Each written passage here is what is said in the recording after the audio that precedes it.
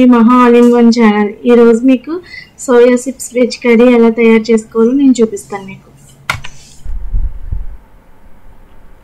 చూసారండి, ఈ విధంగా వస్తుంది. దీన్ని ఎలా తయారు చేయాలో నేను చూపిస్తాను మీకు.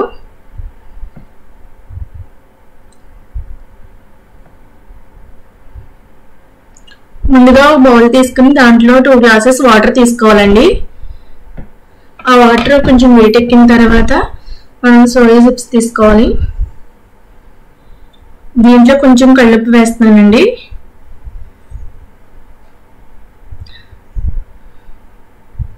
కొంచెం పసుపు కూడా వేసుకోవాలండి. దీంట్లో ఈ రెండింటిని కొంచెం తిప్పుకోవాలి, కలుపుకోవాలి. వాటర్ వేటెక్కిన తర్వాత సోయా చిప్స్ ని వేసుకోవాలండి. ఇదిగోనండి సోయా చిప్స్ ఇలా ఉంటాయి, బజార్లో దొరుకుతుందండి. చూసారా, మనకి ఎంత కావాలో అంత తీసుకోవాలి.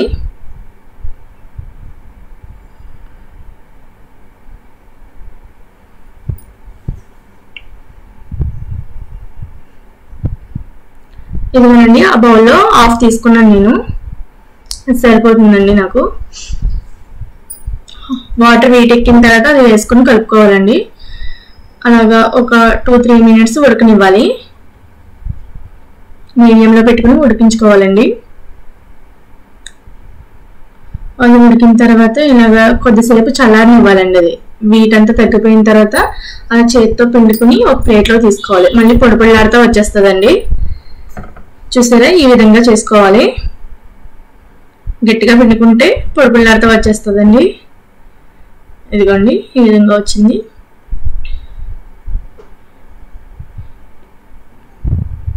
ఇప్పుడు ఒక పాన్ తీసుకోవాలండి. పాన్ తీసుకుని దాంట్లో ఆయిల్ పోసుకోవాలి. అది వేటెక్కిన తర్వాత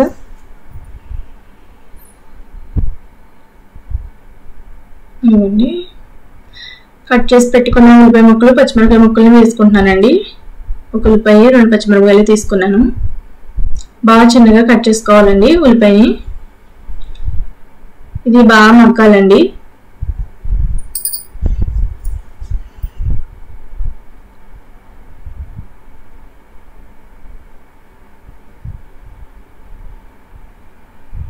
దీంట్లో కడిగి పెట్టుకున్న కరివేపాకుని కూడా తీసుకున్నాను.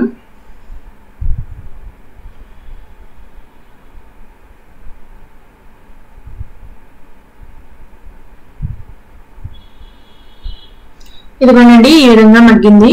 దీంట్లో కొంచెం జీడిపప్పులు తీసుకుంటున్నానండి. జీడిపప్పు వేసుకున్నాను. ఇదే ఆయిల్లో బాగా మగ్గుతుంది, వేగుతుందండి. కొద్దిసేపు అలాగా తిప్పుకోవాలండి.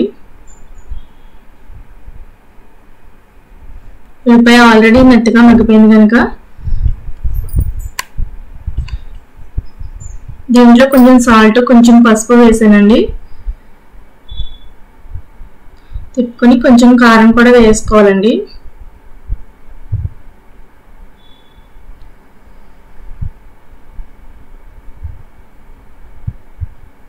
కొంచెం కారం కూడా వేస్తున్నాం.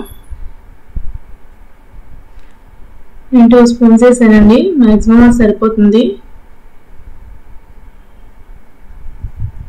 ఇప్పుడు అదే వేడి నీటిలోంచి పిండి పెట్టుకున్నాం కదండి సోయా చిప్స్, అది వేసుకోవాలి. బాగా కలుపుకోవాలండి.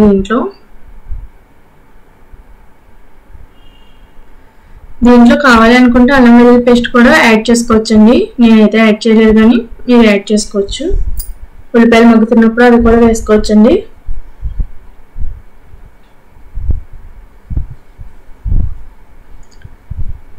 వెజ్ కూరలు, పప్పు అలాంటివి చేసుకున్నప్పుడు, వారాలు చేసుకున్నప్పుడు ఈ కర్రీ ఖచ్చితంగా చేసుకుంటే చాలా టేస్ట్గా బాగుంటుందండి. డిఫరెంట్గా మూత పెట్టుకుని ఒక 5 మినిట్స్ 10 మినిట్స్ అలా ఉంచుకోవాలండి. ఇవ్వండి ఈ విధంగా మగ్గింది. ఇప్పుడు కొంచెం మసాలా పౌడర్ వేస్తున్నామండి దాంట్లో.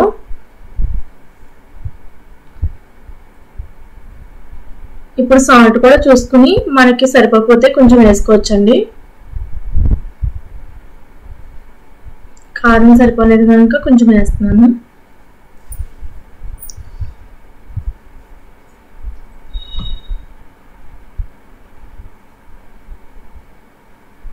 సాల్ట్ కూడా కొంచెం పట్టిందండి.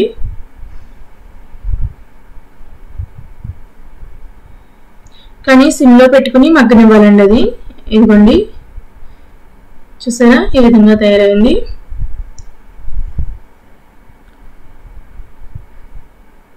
ఇది ఫ్రై కాబట్టి ఖచ్చితంగా రైస్లోకి చాలా బాగుంటుందండి.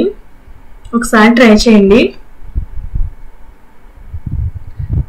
చూసారండి లుక్ అయితే బాగుంది. ఇంకా కారం కావాలనుకుంటే వేసుకోవచ్చు. ఇదిగోనండి సోయా చిప్స్ కర్రీ రెడీ అయిపోయిందండి. దీన్ని వెజ్ కీమా కర్రీ కూడా అని అంటారండి. Please like, share, subscribe. మా ఛానల్ సపోర్ట్ చేయండి ప్లీజ్.